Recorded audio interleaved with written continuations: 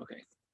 And we may be interrupted, by the way, because I opened this time to a number of other people from a couple other classes who might have other problems. So if that happens, please just let me know if you have a schedule where you have to be out of here,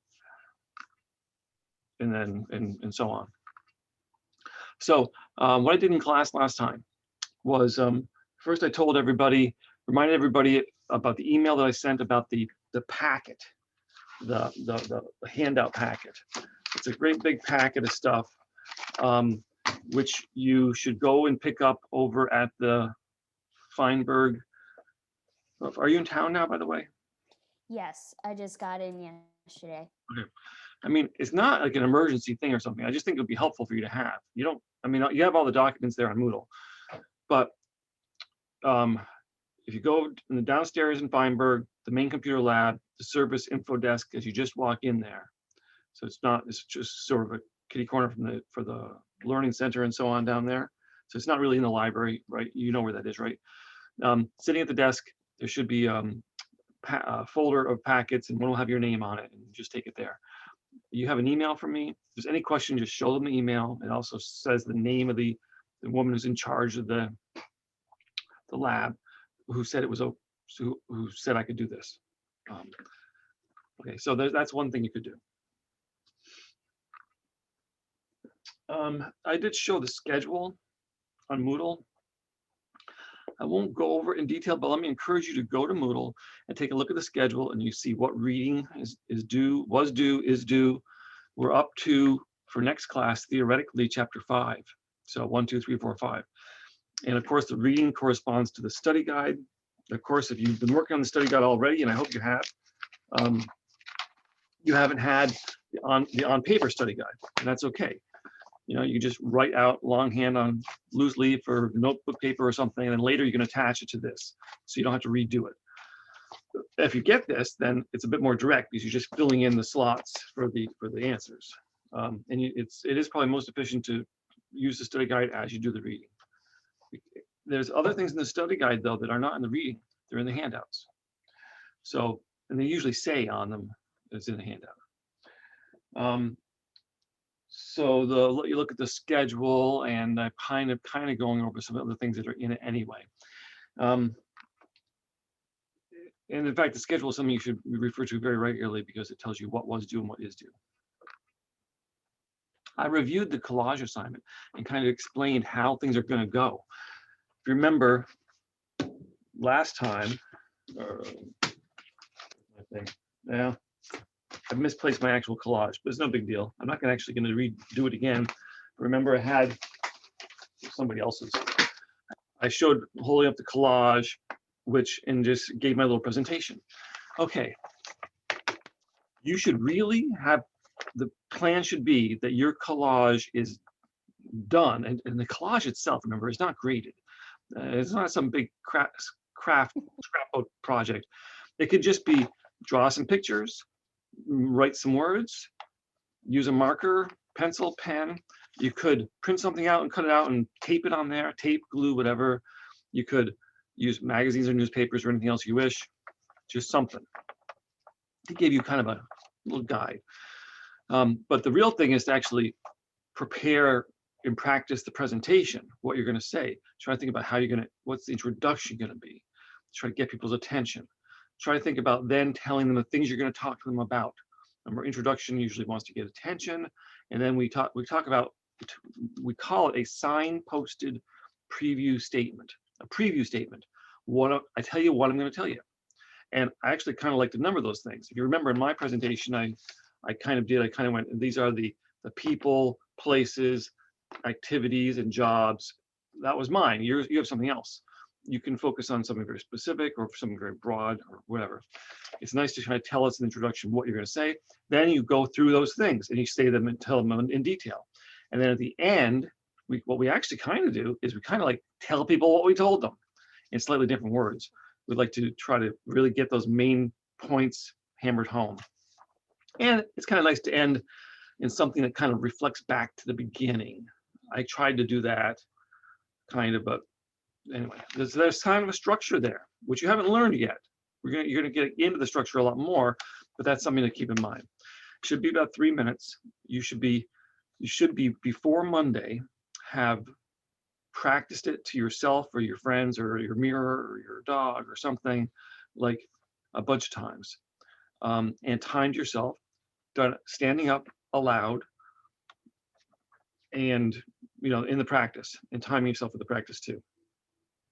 Because on Monday, I'm going to say, okay, Monday, probably in the evening from 5 to 7, Tuesday in the evening from something like 5 to 7, and then if necessary, Wednesday morning are the practice times, okay?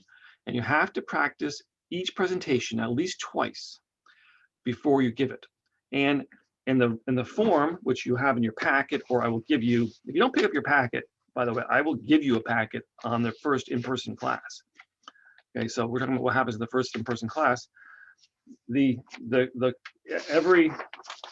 back of every one of those rubric sheets that you will have, for which will be your grading sheet, is a little place on there where the TA will sign a note that you practiced. So the practice sessions, remember, you go to a practice session like on Monday night in the classroom, in person, right? Because by then, at that point, it's become an in-person class. You still wear your masks and stuff. You get up and practice. You talk to the TA who will be there about how it went and so on. Maybe somebody else is there. Maybe they practice. Then you try it again. Okay, that's your 2 times. You don't have to come 2 different times. You just have to practice twice with the TA. Now, if you do come 2 different times and practice at least 4 times with the TA, you will get extra credit, a bonus, in other words, on the presentation itself. But everybody has to do it twice. And if you come to the actual presentation day, which is on Wednesday of our first in-person week, so that's like the 17th, is that right? Yeah, that's the 17th. So that's actually a week from tomorrow's class. Yeah, a week from tomorrow's class. So, it's coming along. It's not like something to freak out about. You still have plenty of time to make up your collage and practice it before Monday. And then on Monday night, for instance, go to the practice session. And if for some reason anybody has, I don't know if it's going to be 5 to 7 or 6 to 8 or something like that. It's going to depend on what the TAs want to do. And I will have a sheet with the practice times and everything for you on that Monday class. And if you know ahead of time that there's some reason, maybe a job or something else, I'm not sure what else is going on. Not a lot is going on, so you may be able to make it. But if in the future you ever can't make it, or ahead of time, you get in touch with TAs, you already have their phone numbers and email addresses, and you'll get them again, but they're sitting there on Moodle in the syllabus summary. So you kind of have to make your own arrangements. And on Wednesday, in the morning, I'm going to be available for practice sessions. Although I'm not going to be sitting in the classroom waiting, I'm just going to be available if anybody wants to get in touch with me. Then I'll probably have you come over here to my office, and we'll practice downstairs here in Ward Hall, which is actually quite, right next door to Hawkins also. So, which is where our classroom is. It's in Hawkins. Hawkins 249. Okay, so I wanted to kind of explain that that's what's going to happen. I suggest that on Monday you be ready to essentially move into that practice with the TA stage, so that on Wednesday you can give the presentation. Okay, and then we're going to turn around and do another presentation a week later. But in some ways it's easier. You don't have to make any collage, for one thing. The second presentation, which I'm already assigning right now, is called the quotation presentation. And all you have to do is speak a quotation. So I'm telling you now that in the next week or so, I would suggest, if not before, you find a quotation that you'd like, that is meaningful for you. It could be from a song lyric, a movie, a TV show, a favorite book or author, somebody else, maybe a historical figure. I gave examples. And I probably have misplaced them. I did a couple examples. Where are they? Shoot. Oh well, I'll try to remember one of them.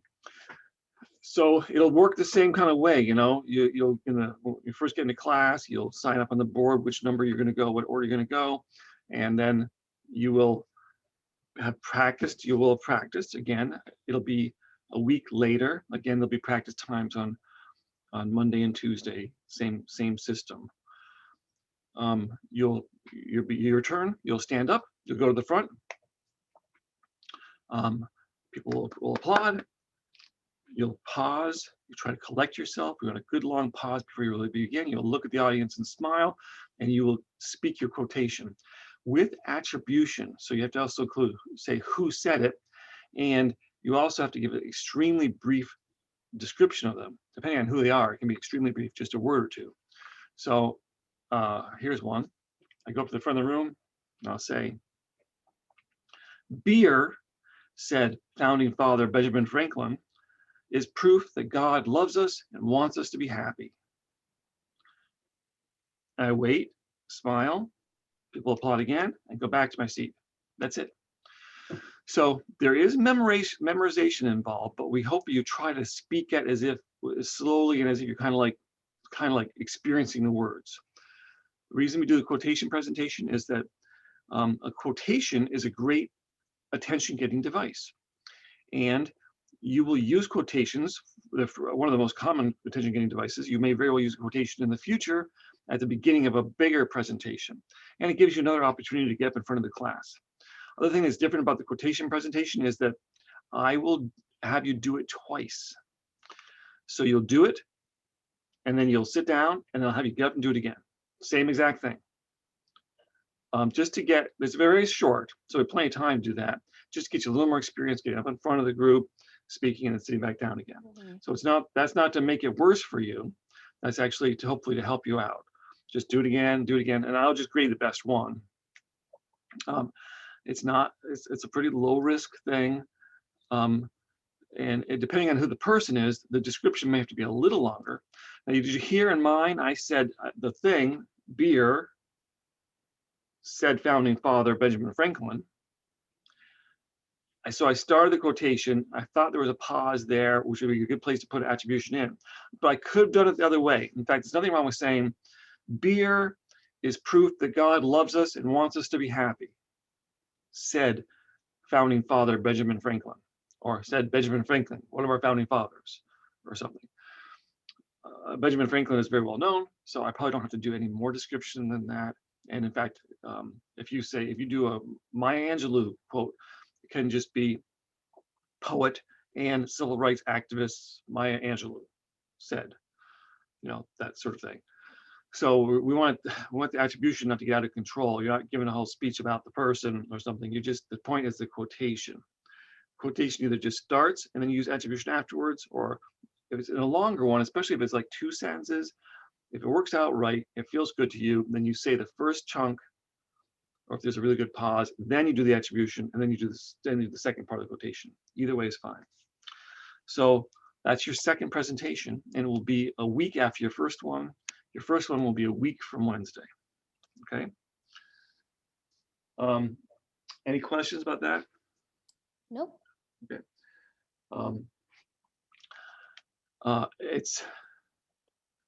It's unfortunate that we all haven't met in person, because I know that the anxiety over this stuff can be a little bit worse when you feel isolated on your own. Speaking of that, I did spend a little time. I'm not going to force you to go through it with me again, but finishing that review of some of the important points of the handout about communication anxiety, about handling communication anxiety.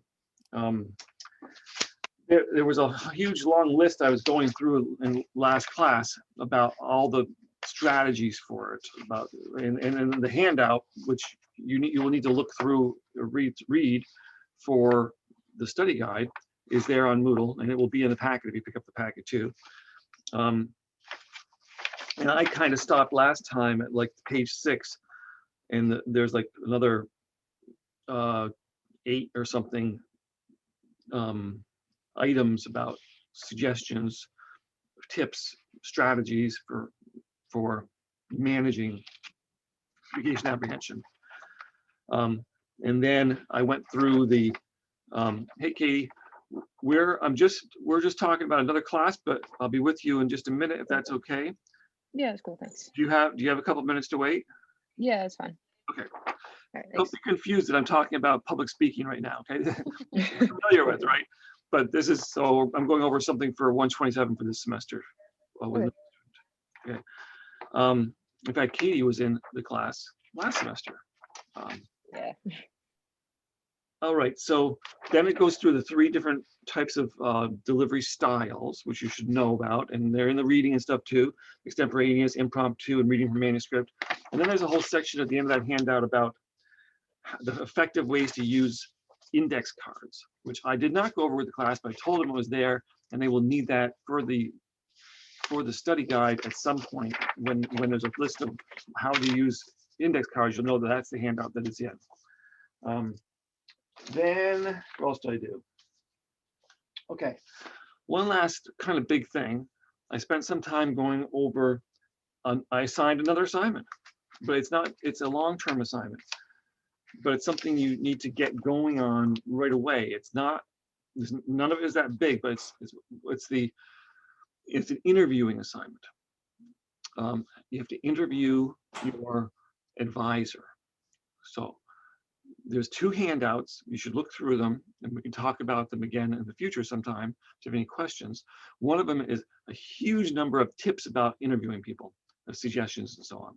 The only thing I really added to that, which I don't think is in the handout, a lot of those tips are really, really obvious. You will need some of them for the reading guide and so on, the study guide.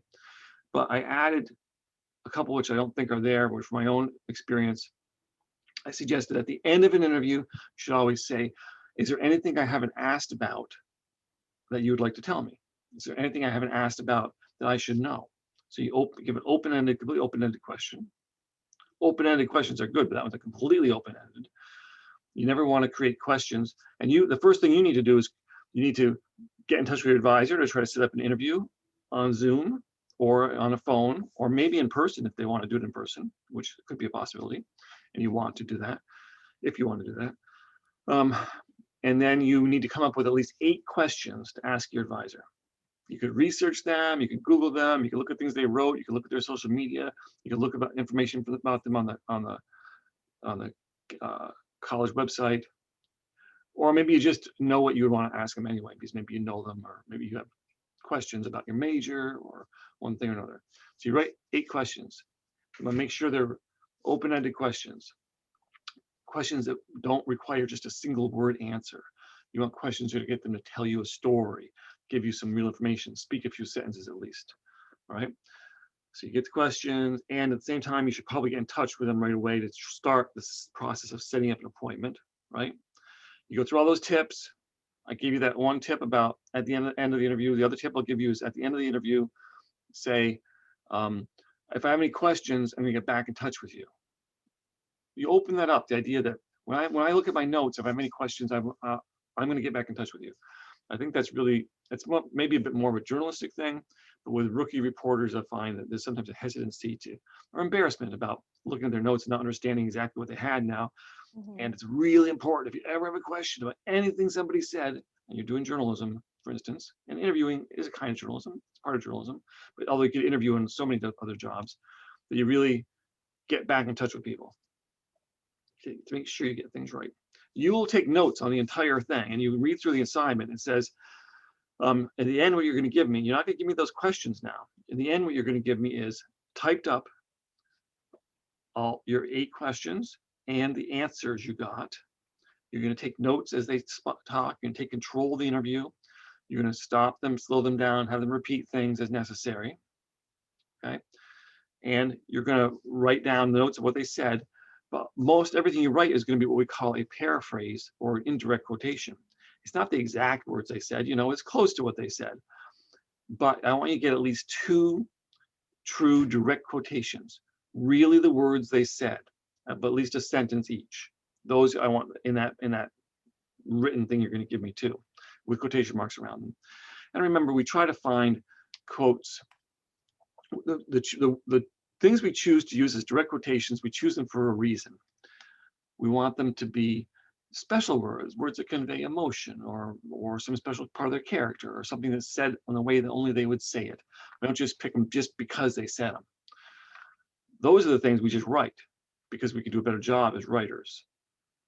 But we look for words that are particular words just to them. So that is due like 3.5 weeks from now, something like that. It's March 3rd.